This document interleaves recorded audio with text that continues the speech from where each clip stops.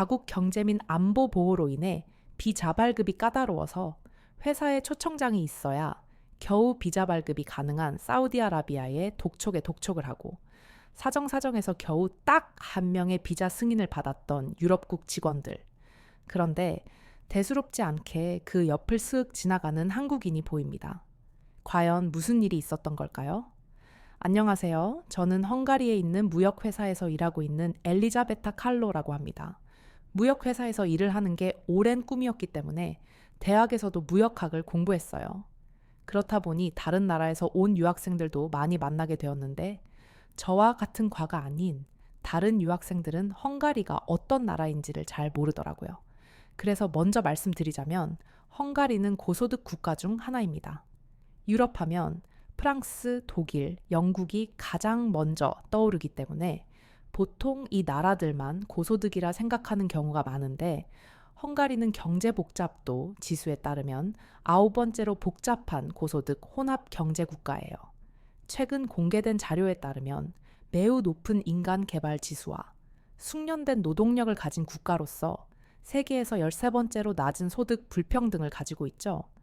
요즘 세계 뉴스를 보면 빈부격차와 양극화가 아주 심하던데 헝가리에는 다른 나라에 비해 현저히 그런 현상이 적습니다. 또 헝가리는 수출 지향적인 시장 경제를 추구하고 있어서 대외 무역에 큰 비중을 두고 있는 국가 중 하나예요. 그래서 제가 무역 회사에 비전을 둔 것이기도 하고 제가 일하고 있는 회사가 헝가리에 이름 있는 회사가 된 것이기도 합니다. 저는 중앙유럽과 동유럽에서 직접 투자를 유치하는 헝가리의 입지를 더욱 넓히겠다는 마음으로 무역회사에 입사를 했는데요. 입사 뒤에는 유럽 쪽보다는 아시아 쪽 무역을 더 많이 다루게 되었어요. 일을 하다 보니 아시아 관련 업무도 재미있더라고요. 무역을 하다 보면 영업을 할 수밖에 없는데 그러려면 당연히 사람을 많이 만나야 합니다. 저는 아시아 사람들과의 만남이 유쾌하고 즐거웠기 때문에 그냥 이대로 쭉 아시아만 전담해도 되겠다라고 생각할 정도였어요.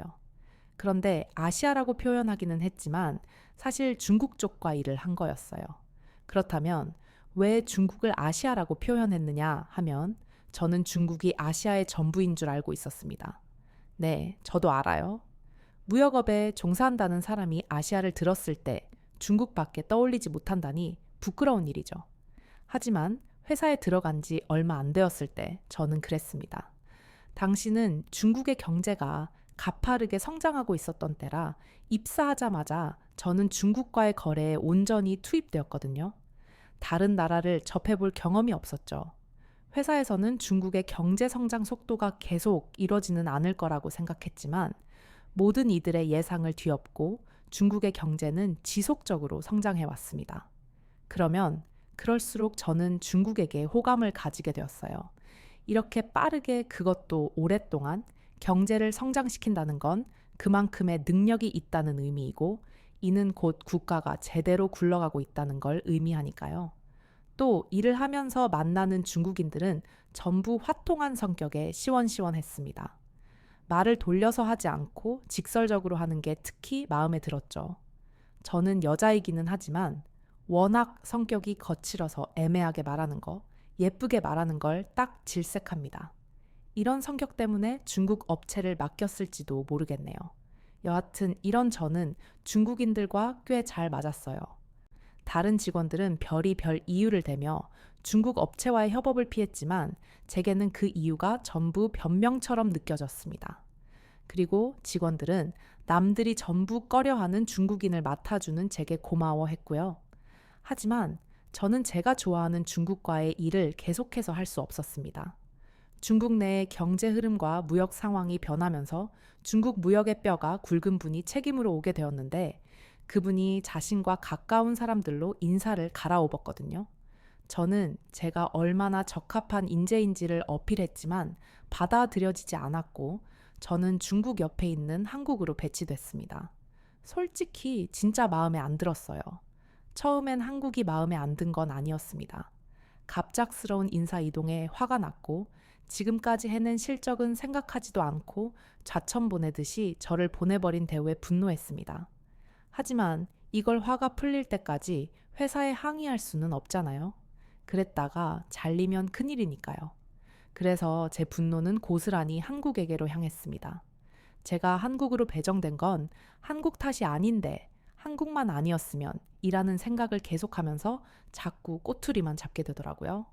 한국과의 거래 규모가 작으면 역시 이 작은 나라랑 해봤자 뭘 할 수 있겠어 라고 생각하게 되고, 커뮤니케이션에서 아주 작은 문제라도 생기면 이거 봐, 저런 애들이 무슨 무역을 해봤겠어? 이런 큰 사이즈의 거래를 해본 적이 없으니까 이런 실수가 생기는 거 아냐? 라는 식으로 비난하기도 했습니다. 제가 한국 담당으로 일하는 것에 엄청난 불만을 가지고 있다는 걸 알고 있는 한 선배는 제가 이런 생각을 하는 것 같을 때마다 와서는 제 생각이 오해라고 말하며 저를 달래기도 하고 혼을 내기도 했습니다. 야, 한국이 나라의 크기는 작아도 거래 규모까지 작은 게 아니야. 한국이 전 세계에 소유하고 있는 공장들만 뚫어도 그 이익이 어마어마하다고 알아? 아니, 선배 아무리 그래 봤자 동양의 작은 나라일 뿐이잖아요. 아무리 공장이 많아 봤자 중국만 하겠어요? 제 이야기를 들은 선배는 한숨을 푹 쉬며 답답하다는 듯 말씀하셨습니다. 아, 너 이렇게 단순하게 생각할래? 요즘 같은 세상의 땅 크기로 경제 규모를 판단한다는 게 말이나 된다고 생각하니? 옥수수, 커피, 홍차, 후추 같은 것만 갖다 나를 거면 뭐하러 이런 회사에서 무역일을 해? 잘 들어. 우리는 이런 1차원적인 걸 사고 파는 게 아니야. 그보다 더한 가치를 사고 파는 거지. 알아들어? 당시엔 이 말을 곧바로 이해하지 못했지만 일을 하면 할수록 선배가 하는 말의 의미가 이해되기 시작하더라고요. 한국은 자원이 풍부한 나라는 아니었습니다. 그건 확실해요. 하지만 부족한 자원을 극복할 만한 기술력이 존재했습니다. 가장 대표적인 예시로 가전제품이 있죠. 한국 가전제품이 전 세계에서 얼마나 큰 영향력을 가지고 있는지는 한국 분들이 더욱 잘 알고 계실 거라고 생각합니다. 저는 한국 가전제품, 특히 TV와 냉장고가 전 세계 시장 점유율 1위를 차지하고 있다는 걸 보고 깜짝 놀랐어요. 지금까지는 아시아의 가전제품이라 하면 일본밖에 생각이 안 났거든요. 중국과 무역을 했다 보니 중국은 당연히 아니라는 걸 알고 있었고요. 그런데 일본이 가전제품 넘버원이 된 것도 옛날 일이더라고요. 특히 저희 집에서 쓰던 TV가 한국 거라는 것도 처음 알았습니다. 부모님이 사오신 건데 이게 제일 잘 나가는 거라고 하길래 성능만 보고 구매하신 거라고 했거든요. 나중에 알고 보니 그게 한국의 LG전자라는 걸 듣고 깜짝 놀랐죠. 그런데 왜인지 인정하고 싶지 않았어요. 한국이 잘 나간다면 뭐 한국과 거래하는 우리에게는 좋은 일이니 그렇다 치자. 그런데 한국이 잘 나간다고 해서 한국에서 일하고 싶지는 않아. 나는 중국에서 일하고 싶단 말이야. 라는 생각 때문이었죠. 그래서 일을 하면서도 생각은 늘 다른데 가 있었던 것 같아요. 특히 저는 중국인을 좋아했기 때문에 중국인과 일하고 싶은 마음은 더욱 커져갔습니다. 제가 딱 그런 사람이거든요. 일보다 사람이 좋아야 하는 사람, 사람이 좋아야 일을 하고 싶어지는 사람. 그러던 중 한국인 직원 상준이가 저희 부서로 들어오게 되었습니다. 모두가 그 직원을 환영했지만 저는 아니었어요. 괜히 뚱한 거였죠.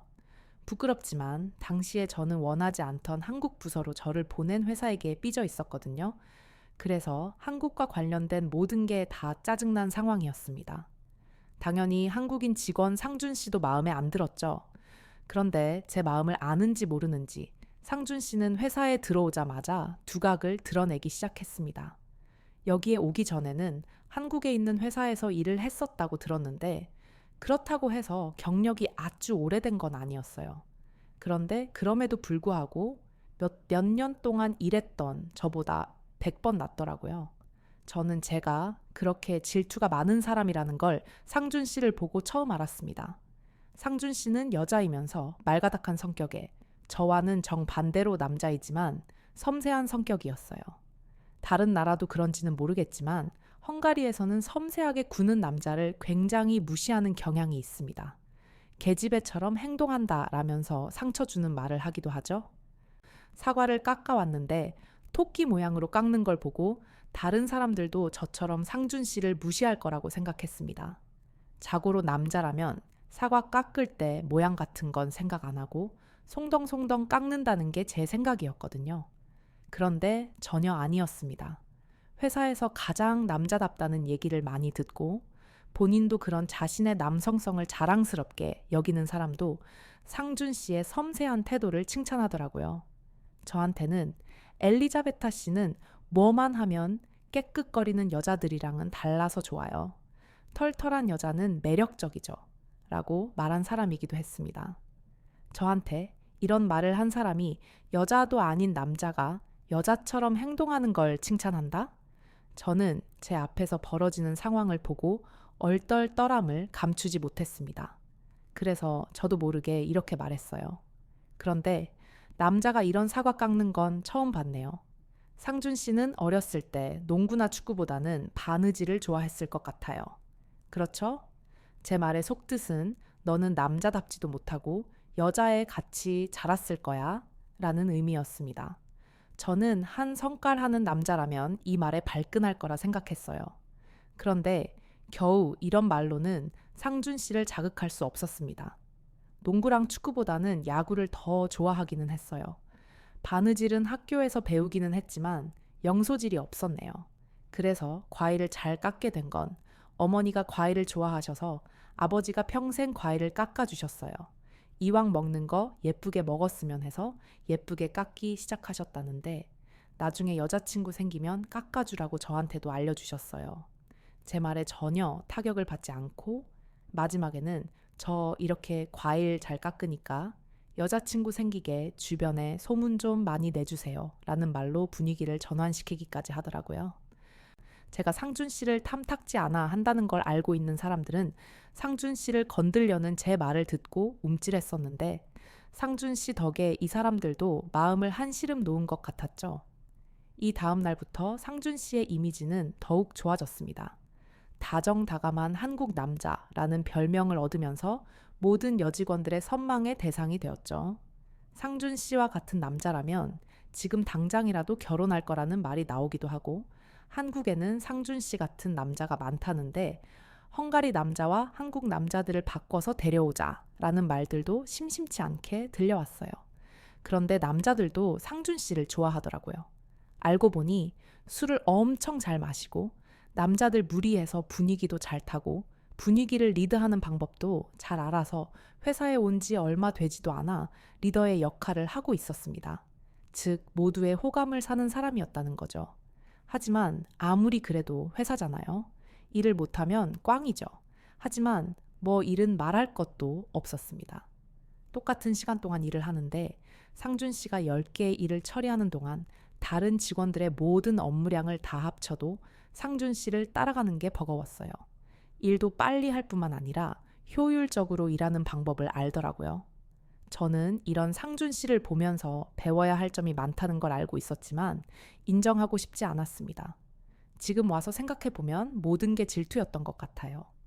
모두의 인정을 받으며 승승장구하는 상준 씨와 상준 씨보다 선배임에도 불구하고 부서를 이동한 후에는 실적을 내지 못하는 제가 비교됐으니까요. 상준 씨에 대한 질투심이 깊어지면 깊어질수록 저는 어떻게든 흠을 잡으려고 했어요. 그중 하나가 상준 씨의 국가가 한국이라는 점이었습니다. 한국은 무역을 함에 있어서 매우 매력적인 국가이기는 하지만 한 번씩 긴장 상태가 될 때가 있기는 했어요. 바로 북한과의 관계가 냉랭해질 때였죠. 어쨌든 전쟁 중이고 지속적으로 미사일이 날아가는 국가들이잖아요. 그래서 저는 이런 위험한 나라에서 온 상준 씨를 불쌍하다고 생각했습니다. 위험한 나라에서 헝가리로 도망을 친 난민 정도로 생각하기로 했죠. 헝가리에서 쫓겨나지 않으려고 아등바등이라는 모습이 안쓰럽다는 식으로 생각하기도 했습니다. 이렇게 생각하면 상준 씨를 향한 질투심이 좀 사그라들었거든요. 그러던 어느 날 사우디아라비아로 출장을 가게 되었습니다. 한국 담당이라고 해서 꼭 한국으로만 출장을 가는 건 아니에요. 기업 간의 이해관계에 따라 다른 나라로 출장을 가기도 합니다. 사우디아라비아는 자국 경제 민 안보 보호로 인해 비자 발급이 까다롭습니다. 그것도 비즈니스를 하는 회사에 초청장이 있어야 발급이 가능한 정도죠. 그래서 출장이 한 번 잡혔다고 하면 비자 발급부터 받아야 합니다. 그런데 그 즈음에 유달리 비자 발급이 더셨어요. 비즈니스 목적으로 간다고 얘기했고 초청장까지 보냈는데도 안 되더라고요. 독촉에 독촉을 더하고 사정사정해서 한 명의 비자 승인이 되었지만 다른 직원의 비자 승인은 될 기미가 안 보였습니다. 그래서 출장 인원에 없었던 직원들도 비자 승인을 받게 지시했어요. 그리고 그 중에는 상준 씨도 있었죠. 근데 한 2주 지났나요? 상준 씨가 비자 승인이 되었다며 찾아왔습니다. 저희는 상준 씨가 뭘 잘못 봤을 거라고 말했어요. 비자 승인은 적어도 4, 6주, 심하면 2달이 넘어가기도 합니다. 그런데 2주도 안 되어서 통과가 됐다니 말도 안 됐어요. 상준 씨는 놀라워하는 저희를 이해하지 못했어요. 솔직히 일주일이면 될 줄 알았는데 거의 2주나 걸려서 좀 당황했다 라는 말까지 하기도 했죠. 이렇게 빨리 승인이 된 건 역대급이라고 이야기하자. 상준 씨는 전혀 몰랐다며 자기는 지금까지 한 번도 비자 문제로 골치를 썩은 적이 없다고 하더라고요. 저는 상준 씨의 비자가 저보다 빨리 나온 것도 충격이지만 비자 문제로 골치를 썩은 적이 없다는 게 더 놀라웠습니다. 한국은 위험한 나라잖아요. 위험한 나라의 사람이 해외를 나가는데 편하게 나간다니? 전쟁 중인 국가의 사람들은 불법 체류 등의 이유로 해외 이동이 매우 제한됩니다. 저는 상준 씨가 취업을 했으니 헝가리에 올 수 있을 거라고 생각했지 해외 여행마저 자유로울 거라고 생각하지 않았어요. 그런데 실제로 들어보니 전혀 아니었더라고요. 상준 씨는 비자가 일찍 나온 덕에 함께 사우디아라비아로 출장을 갈 수 있게 되었고 저도 간신히 비자가 나와 동행했습니다. 그런데 한국에 대해 새로운 시각을 갖게 되었던 것도 잠시 상준 씨가 입국 심사를 하는 걸 지켜보던 저는 그러면 그렇지 라는 생각을 하게 되었어요. 상준 씨가 여권을 가지고 입국 심사대로 갔는데 한참을 지나도 심사가 끝나지를 않더라고요. 역시 비자가 빨리 나온 건 뭔가 착오가 있었기 때문이었구나. 전쟁 중인 나라에서 온 사람을 뭘 믿고 들여보내 주겠어 라고 생각했죠. 그런데 그때 상준 씨가 입국 심사관과 밝게 인사를 하며 지나가는 거예요. 저는 상준 씨가 따로 불려가거나 입국 거절을 당할 수도 있을 거라는 최악의 경우마저 생각하고 있었는데 말이죠. 입국 심사가 끝나자마자 상준 씨에게 대체 어떻게 된 일인지를 물어볼 생각으로 입국 심사대로 향했습니다. 그런데 제 생각과 달리 입국 심사에서 시간이 지체되기 시작했습니다. 제가 가지고 온 초청장의 날짜가 잘못 기입되어 있었던 거죠. 사실 사우디아라비아의 회사와의 미팅 기일이 2번 조정되었어요. 그래서 초청장이 다른 날짜로 총 2개가 왔는데 제가 가지고 온 건 처음에 받았던 초청장이었던 거죠. 제가 어떻게 된 일인지를 아무리 설명해도 직원은 듣지 않았습니다. 가만히 있으라고 하면서 제 말을 들어주지 않더라고요. 이슬람 국가이다 보니 제가 여자인 게 걸리는 건가 싶었습니다. 이래서 사우디는 오지 않으려 했다고 궁시렁거리고 있었어요. 상준 씨가 먼저 나갔기 때문에 저 사람과 일행이다 라고 말하고 싶었지만 제가 입국 심사를 받던 곳에서는 상준 씨가 보이지 않았어요. 오히려 가만히 있으라며 주의 경고를 받을 정도였죠. 오히려 목절 끝에 먼저 나갔던 상준 씨를 만날 수 있었고 저는 상준 씨에게 물어보기 시작했습니다. 아까 입국 심사대에서 걸린 거 아니에요? 어떻게 말하고 풀려난 거예요? 그러자 상준 씨는 말도 안 되는 대답을 하기 시작했어요. 아, 뭐 한국인이 맞냐고 계속 질문하시더라고요. 한국 동요 가사를 보여주고 빈칸에 들어갈 가사를 말하라든지 응급 상황에서 필요한 전화번호를 물어본다든지 그걸 다 대답하고 나니까 들여보내줬어요. 입국 심사대에서 비자나 방문 목적 가지고 있는 현금 액수를 물어보는 경우는 들어봤는데 이런 걸 물어본다는 건 들어본 적이 없습니다. 저는 대체 입국 심사관이 그런 걸 물어볼 이유가 뭐냐고 되물었어요. 그러자 상준 씨는 안 그래도 저도 궁금했는데 입국 심사 마치고 나니까 알려주더라고요. 요즘 중국이나 다른 아시아 국가에서 한국 여권 위조를 너무 많이 하는 바람에 이런 귀찮은 절차가 생긴 거니까 이해해달라고 하더라고요. 솔직히 믿어지지가 않았어요. 대체 중국인들이 왜, 그리고 왜 하필 한국 여권을 위조한다는 거지? 제가 혼란스러워하자 한국과 오랫동안 거래했던 선배 한 명이 이 상황을 설명해 주기 시작했어요. 한국 여권 파워는 세계 3등이야. 사실 1, 2등이랑 국가 하나 차이니까 3등이라는 숫자는 의미가 없지. 국제적으로 신용도도 높고 한국과는 외교 갈등 가능성도 적어서 한국에서 온 사람들은 굳이 까다롭게 굴지 않아도 된다고 생각해. 여행 오는 사람들의 시민 의식이나 경제력도 걱정할 수준이 아니니까 불법 체류 가능성도 낮고 해외 여행이 활발한 나라니까 관광 산업에 도움도 되고 여행객들을 받는 나라에서는 한국 여권을 거부하는 게 손해라서 이런 절차가 생긴 거지. 그런데도 이해가 안 됐습니다. 한국 여권이 생각보다 힘이 세다는 건 그렇다. 치고 중국인들이 굳이 여권을 위조하는 게 이해가 안 됐어요. 그러자 선배는 설명을 시작했습니다. 아, 네가 중국에 대한 호감이 워낙 크니까 굳이 말 안 했는데 중국인들이 해외에서 사고 치고 다니는 거 보면 이런 말 못 할 거야. 불법 약 유통하다가 걸리기도 하고 최근에 이탈리아에서는 위조화폐 들고 들어오다가 걸렸어. 중국이 위조화폐 만드는 기술이 얼마나 어마어마한지 모르지? 그리고 사우디에서 하는 저런 검사는 핀란드에서부터 시작됐을걸? 유럽에서도 중국인들의 악명은 어마어마해. 저는 전혀 모르는 상황이었습니다. 알고 보니 제가 만나는 중국인들은 중국에서 위치도 있는 사람들이었고 해외에서 대외적인 활동을 하는 사람들이다 보니 겉으로는 교양 있는 모습을 띈 거였어요. 그런데 중국 관계자가 회사에서 잡아준 호텔에서 나가고 나면 백인면백 회사로 다시 연락이 온다고 합니다. 기물이 파손됐거나 물건이 사라졌다고요? 그걸로 물어준 돈도 꽤 된다고 하더라고요. 저는 이제야 왜 사람들이 중국과 일하는 걸 싫어했는지를 알게 되었습니다. 거래 규모가 꽤 크다 보니 거래를 하기는 해야 하는데 사람을 대하는 건 싫었던 거죠. 저는 이 모든 현실을 눈으로 직접 본 후에야 제가 얼마나 좋은 기회를 가지게 된 건지 알게 되었습니다. 처음으로 한국 담당이 된 것에 감사한 시간이었어요. 그리고 사우디에서 상준 씨의 비자를 일찍 승인해 준 것도 최근 사우디와 한국의 사이가 굉장히 좋기 때문이었습니다. 경제적으로 매우 긴밀히 협업하는 사이더라고요. 반면에 헝가리는 그렇지 못하다 보니 비자 승인이 오래 걸린 거였고요.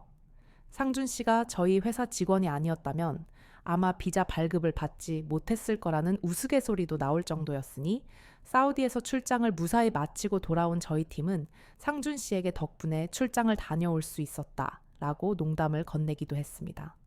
출장 이후 저는 상준 씨와 가까워지게 되었고 저는 열정을 다해 한국과의 거래에 전념하기 시작했어요.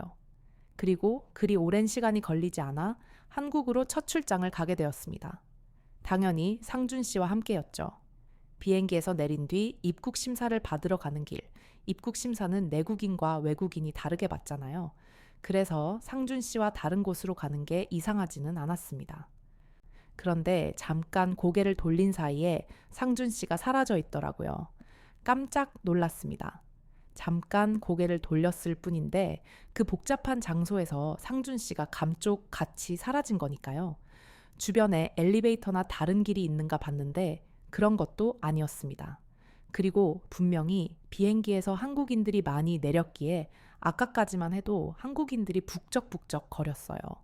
그런데 상준 씨가 사라진 그 시점에 보니 상준 씨뿐만 아니라 그 많던 한국인들도 몇 명을 제외하고는 싹 사라졌습니다. 이상한 걸 느낀 건 저뿐만이 아니었어요. 저와 함께 한국으로 왔던 헝가리 출신 직원도 의아함을 나타내고 있었습니다. 아니, 그 많던 사람이 다 어디 갔지? 그리고 상준 씨는 어디 간 거야?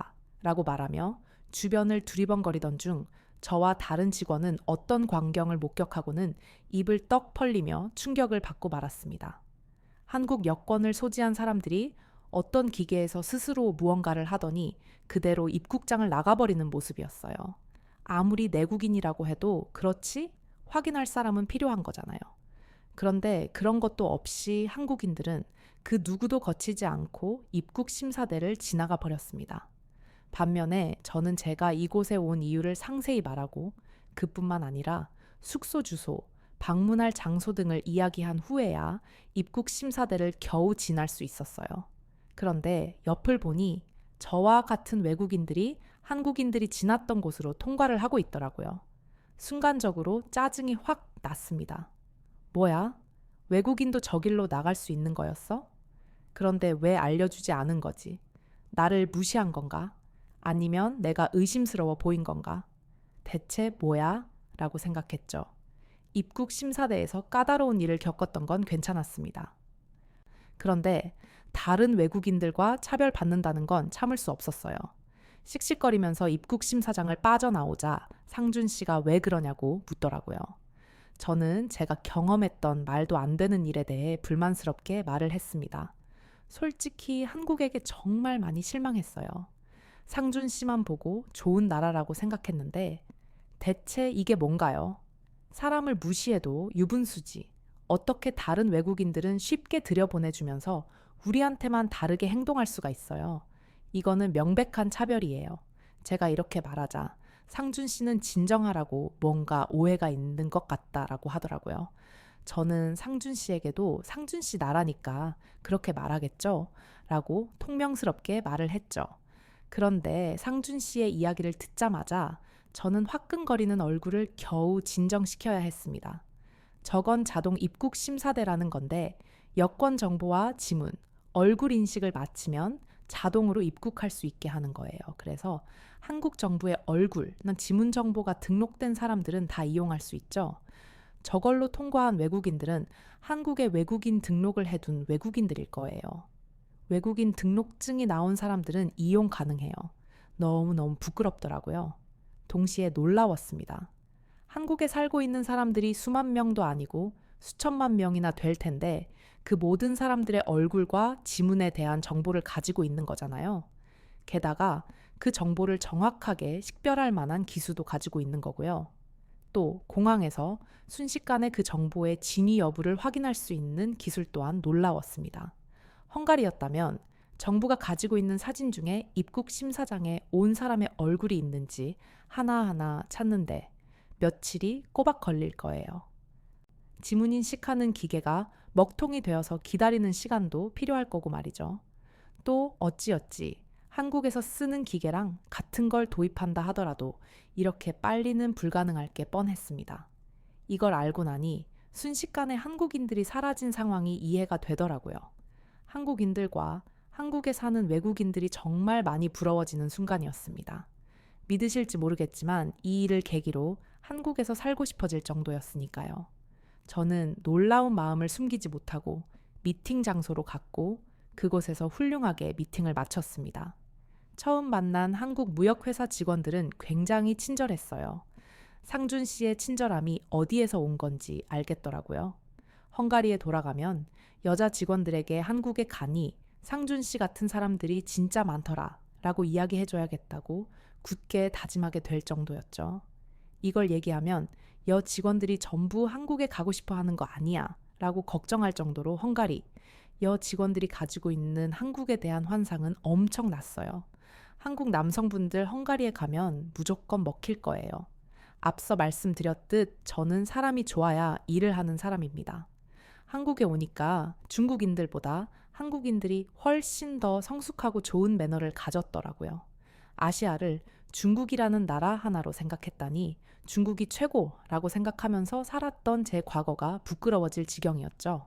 이후로 지금까지 저는 한국 담당으로 일을 하고 있습니다.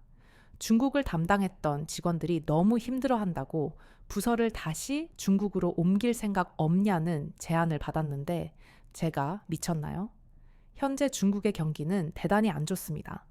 부동산은 거의 반 정도 매출이 줄었고 실업률도 높아 중국 내에서 돈이 돌지를 않으니 경기가 회복되지 않는 거죠. 이런 상황인데 무역은 어떻겠어요? 가봤자 실적이 나지도 않을 것 같고 한국인들과 일을 하는 게 너무 행복했기 때문에 굳이 중국과 일하는 선택을 하고 싶지 않았습니다. 그래서 한국 부서에 뼈를 묻을 생각이에요. 제가 언젠간 성장해서 한국과 헝가리의 활발한 경제적 교류의 가교 역할을 하길 바라며 제 사연을 마무리하려고 합니다. 들어주셔서 감사합니다. 안녕히 계세요. 자, 오늘 사연은 여기까지입니다. 헝가리가 생각보다 경제적으로 성장한 나라였군요. 사실 전 오늘 처음 알았네요. 흥미로웠습니다. 그리고 한국의 여건이야 사실 전 세계가 알죠. 얼마나 그 위상이 높은지 말이죠. 자, 네, 그럼 오늘 사연 어떻게 들으셨나요? 재밌게 들으셨다면 구독, 좋아요 부탁드리고요. 그럼 지금까지 사연을 읽어드렸던 여우튜브 송은지였습니다. 더 좋은 영상으로 찾아뵐게요. 영상 끝까지 시청해 주셔서 고맙습니다.